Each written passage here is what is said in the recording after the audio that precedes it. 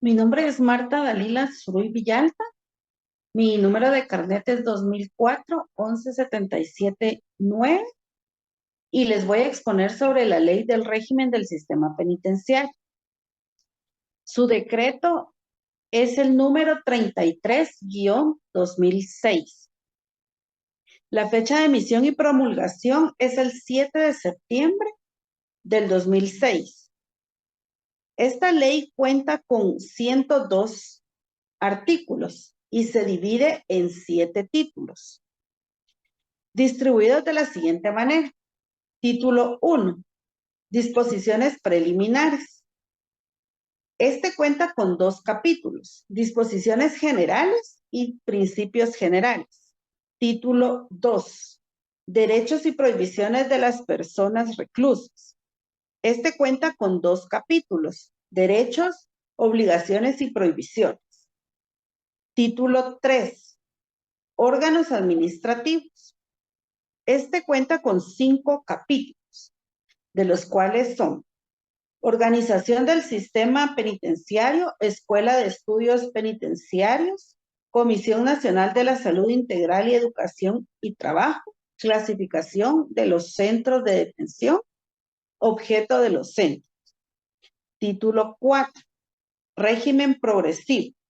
Este tiene 5 capítulos, dentro de los cuales podemos decir disposiciones generales, diagnóstico de ubicación, tratamiento, prelibertad y libertad. Título 4. Rendición de penas. Este tiene un único capítulo, que son las disposiciones.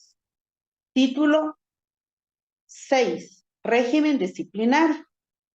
Este tiene 3 capítulos. Faltas y sanciones, disposiciones comunes, procedimientos disciplinarios. Y por último tenemos el título 7. Disposiciones transitorias y finales. Este también cuenta con un único capítulo y son las disposiciones transitorias finales. La presente ley regula el sistema penitenciario, lo relativo con los centros de prisión preventiva y los centros de cumplimiento de ejecución de penas. El sistema penitenciario debe tender a la readaptación social y a la readecuación de las personas privadas de libertad y cumplir con las normas asignadas a la Constitución Política de la República de Guatemala, a los convenios y a los tratados internacionales. Cabe mencionar también que el régimen del sistema penitenciario tiene varias leyes, ¿verdad?, de las cuales se rigen. Vamos a mencionar algunas de ellas: la ley del organismo judicial, el Código Penal, la ley contra la corrupción, el Código Procesal Penal, la ley del organismo ejecutivo, la ley del servicio civil, la ley de extinción de dominio, la ley de la Comisión de Derechos Humanos del Congreso de la República de Guatemala. A continuación les dejo a mi compañera para que siga tratando el tema. Buenas noches, mi nombre es Ana Kemi Maceto. Mi número de carnet es 2020-01-732. Voy a seguir hablando sobre la ley del régimen penitenciario. La presente ley regula el sistema penitenciario nacional, lo relativo a los centros de prisión preventiva y los centros de cumplimiento de condena para la ejecución de las penas. El régimen penitenciario se refiere a la norma que regula la vida de las cárceles y busca conseguir una buena convivencia entre los presos. Es el proceso que una persona debe atravesar en cumplimiento de la pena privativa de libertad que la autoridad judicial le ha impuesto. En el caso de Guatemala, el sistema penitenciario inicia el 9 de julio de 1865, cuando la Municipalidad de Guatemala encargó al señor José Quesada que visitara la cárcel de hombres de Santa Catarina, ubicada en zona 1 de la ciudad de Guatemala. En Guatemala el sistema carcelario es estatal que debe tender a la readaptación social y a la reeducación de las personas privadas de libertad y cumplir con las normas que le asigna la Constitución Política de la República de Guatemala. Según el artículo 3 de la Ley de Régimen Penitenciario, tiene como fines mantener la custodia y seguridad de las personas reclusas y el resguardo de la sociedad y proporcionar a las personas reclusas las condiciones favorables para su educación y readaptación a la sociedad que les permita alcanzar un desarrollo personal durante el cumplimiento de la pena y posteriormente reintegrarse a la sociedad. Los principios generales que rigen el sistema penitenciario están establecidos en la misma ley, los cuales son recluso o reclusa, legalidad, igualdad, afección mínima, control judicial y administrativo del privado de libertad, derecho de comunicación, principio de humanidad, participación comunitaria. El el sistema penitenciario guatemalteco se organiza de la siguiente manera según el artículo 34 de la Ley de Régimen Penitenciario. A. La Dirección General del Sistema Penitenciario. B.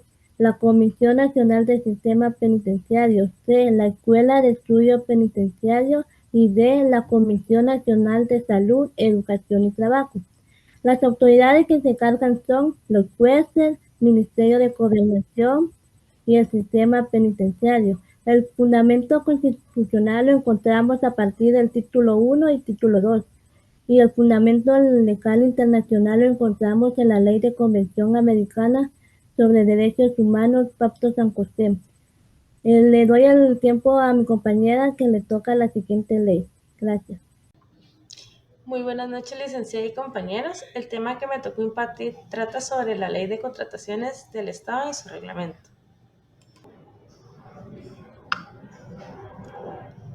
Esta ley fue creada a través del decreto número 35-80.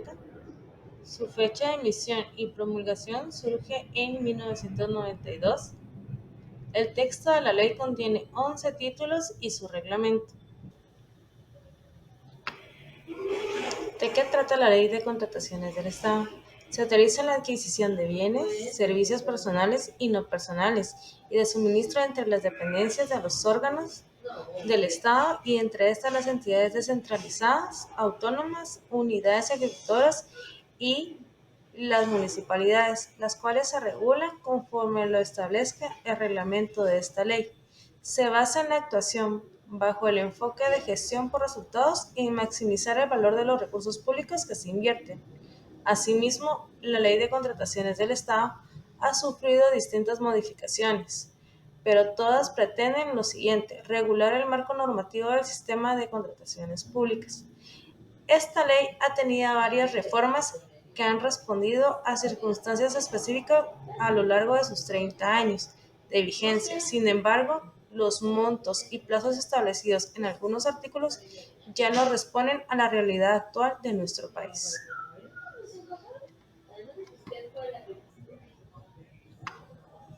Importancia de la ley y razón de su existencia.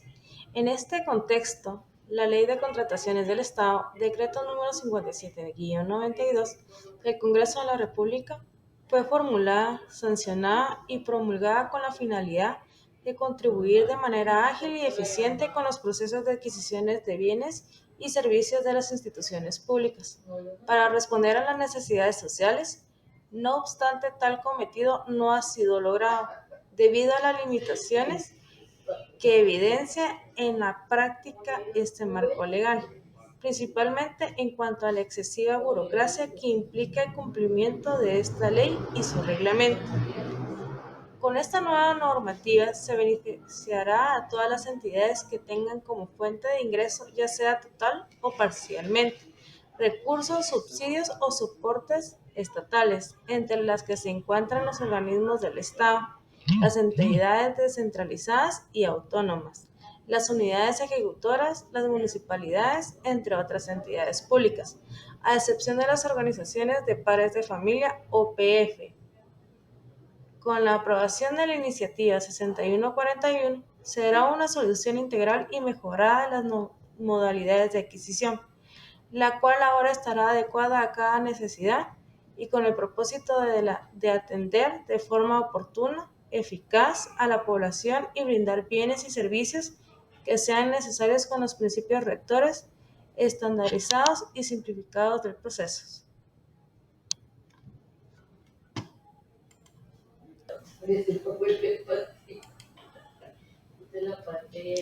La normativa está enfocada en la implementación de proyectos con base en la certeza, eficiencia y competencia, teniendo siempre presente las normas de probidad, transparencia y calidad del gasto público, inclusión y buenas prácticas internacionales.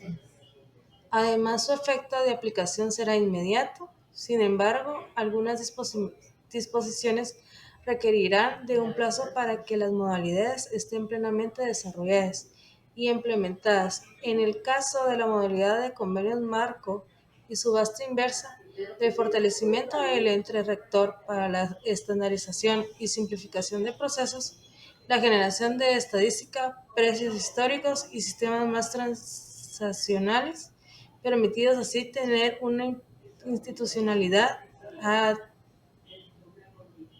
hoc a los restos y desafíos de la nueva normativa planteada. Concluyo con la exposición y agradezco su atención, licenciada y compañeros. Mi nombre es Carlos Eveni García Conde y yo voy a hablar sobre la ley contra el lavado de dinero u otros activos, también conocido bajo el nombre de Decreto 67-2001.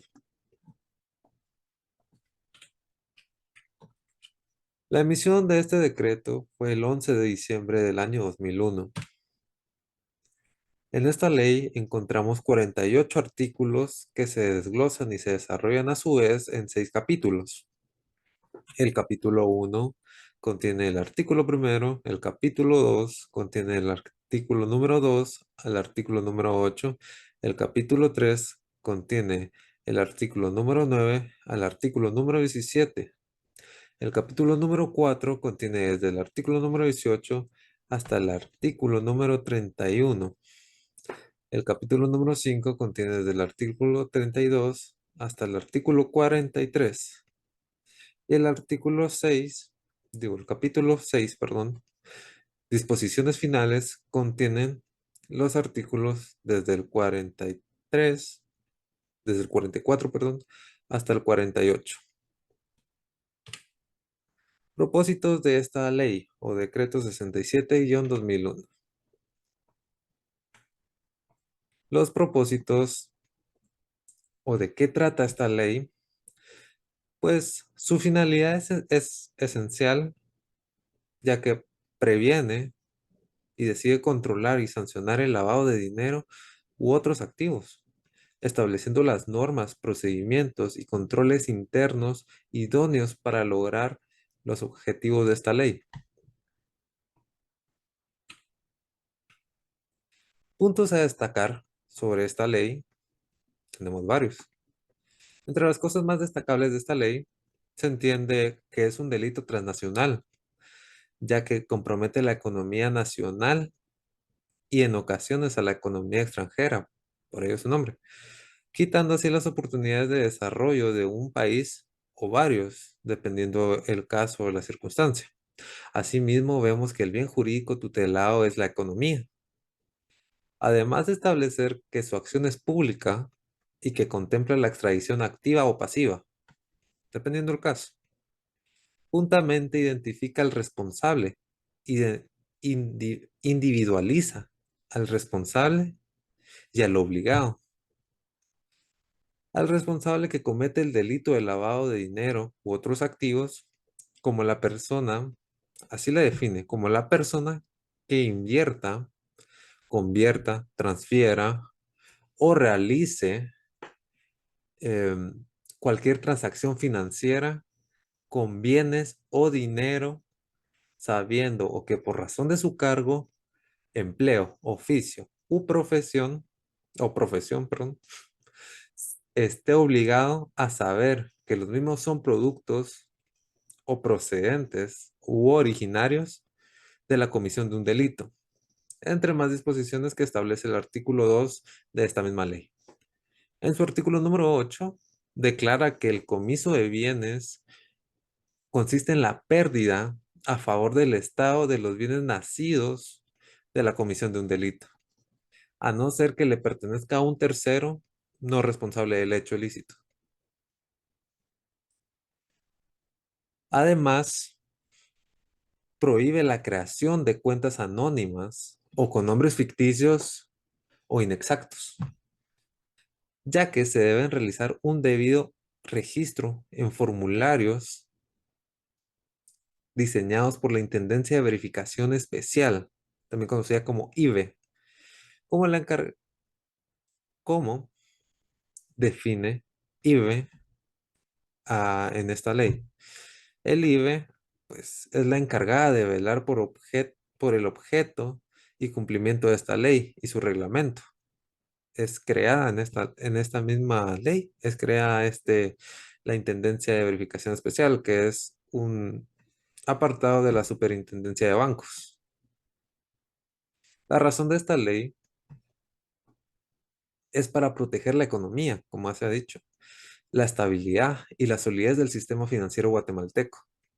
Con ello, velar por la formación de capital, ahorro e inversión y crear las condiciones adecuadas para promover la inversión en el país de capitales nacionales y extranjeros.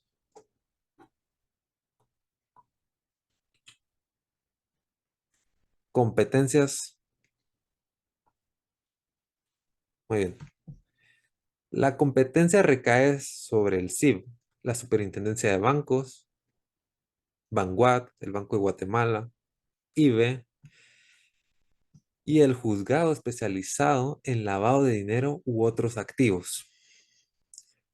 Esta ley, su ámbito de aplicación, se aplicará a todas las personas, entidades financieras, empresas y profesionales que participen en actividades económicas y financieras dentro del territorio nacional, así como aquellas situadas fuera del país que tengan conexión con transacciones o actividades que afecten la integridad del sistema financiero nacional.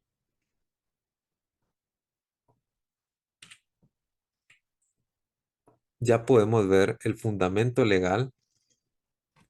Empezamos por el fundamento constitucional. Empezando por el artículo número 1, protección a la persona. El artículo número 2, deberes del Estado. El artículo 39, propiedad privada. El artículo número 44, derechos inherentes a la persona humana. Artículo número 46, preeminencia del derecho internacional.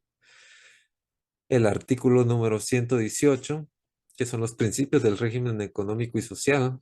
El artículo 132, moneda. El artículo 133, junta monetaria. El artículo 149 de las relaciones internacionales. El artículo 150 de la Comunidad Centroamericana. Ya bien, empecemos con los convenios internacionales. Iniciamos con la Convención de las Naciones Unidas contra el Tráfico Ilícito. Fue firmado en Viena en el año de 1988. En esta convención se establece la obligación de los estados en tipificar el delito de lavado de activos como un delito grave vinculado al narcotráfico. El delito se exige la cooperación internacional en materia penal que incluye la extradición, el decomiso y la asistencia judicial recíproca. Sigamos pues con el Convenio Centroamericano para la Prevención y la Represión de los Delitos de Lavado de Dinero y de Activos, firmado en Panamá en el año de 1997. En esta convención se la relaciona a los delitos de lavado de dinero y otros activos con el tráfico ilícito de drogas y delitos conexos. En la Convención de Palermo en el año 2000, en esta convención se contienen disposiciones tendentes a la penalización del lavado de activos, procedente de un amplio número de delitos anterior, un amplio número de delitos, así como otras normas de prevención y control. En la Convención de las Naciones Unidas contra la Corrupción, en el año 2003, en esta convención se muestran la preocupación de los lazos entre la corrupción y los delitos de la delincuencia organizada y los delitos económicos, incluyendo el lavado de activos, que también establece un amplio régimen interno de reglamentación y supervisión de los bancos y las instituciones financieras o no bancarios, incluidas las personas naturales o jurídicas que presten servicios oficiales u oficiosos de transferencia de dinero o valores. Además de que la Cumbre de las Américas es un gran influyente en materia de blanqueamiento de activos, ya que por ello pueden mejorar la estructura y la legislación que lucha contra este delito, que es el lavado de dinero u otros activos. Gracias.